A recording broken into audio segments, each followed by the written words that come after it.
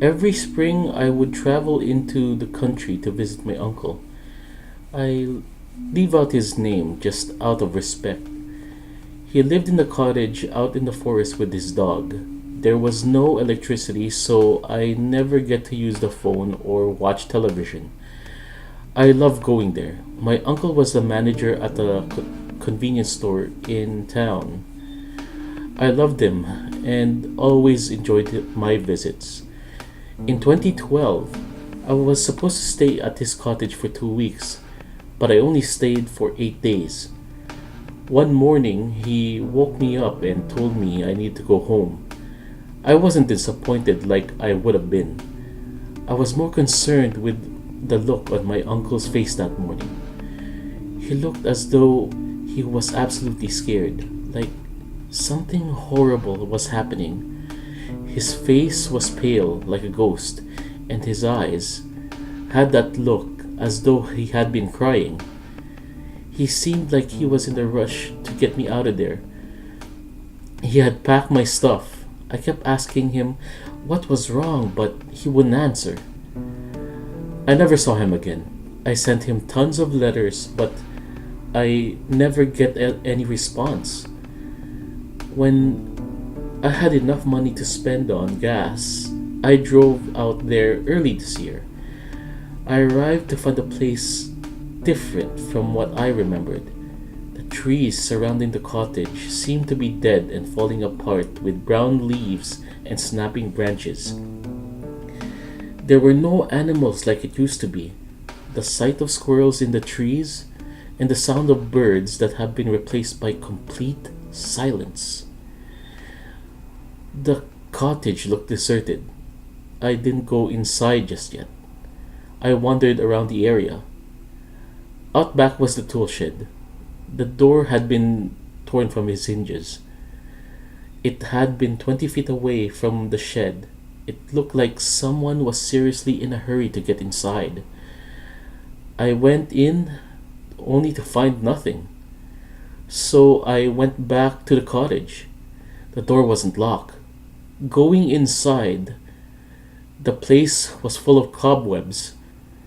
Framed photos hanging on the walls had been knocked down. The entire place was bathed in dust as if nobody had been living there for a long time.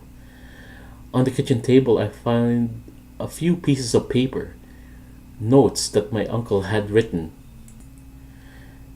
This is what the first one read. The date is March 22nd.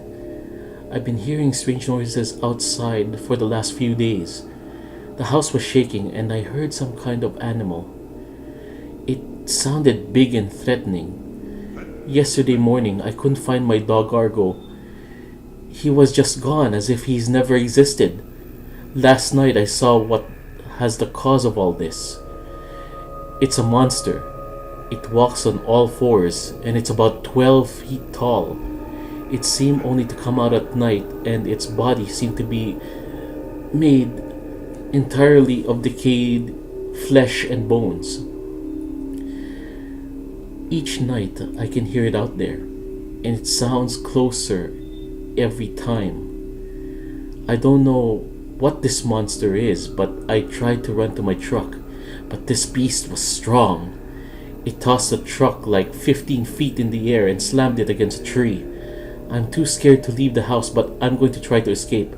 This monster moves so slowly, but I'm not sure if I could get away. I don't know what will happen next, but I want my family to know I love them. They're the only ones that kept me going. But now, it looks like this is the end. Goodbye. The second note didn't have anything written on it, but it had this drawing on it. I didn't want to believe what the note said. I wanted to believe this was some kind of big joke. My uncle has always had that sense of humor, but this seemed too hard to believe. Moments later, I heard a noise outside, something echoing further out in the forest. It sounded like a large animal in a lot of pain. The sound of footsteps began to grow louder. The sun was starting to go down. I knew it was coming for me. I hopped into my car and got the fuck out of there. Driving down the trail to the main road, I looked behind me before the cottage was no longer in sight. I saw something, large silhouette, moving towards it from behind the trees. It looked like an elephant or something. It was huge. A lot of time has gone by. I loved my visit to my uncle's cottage. Now I'll never make my visits anymore.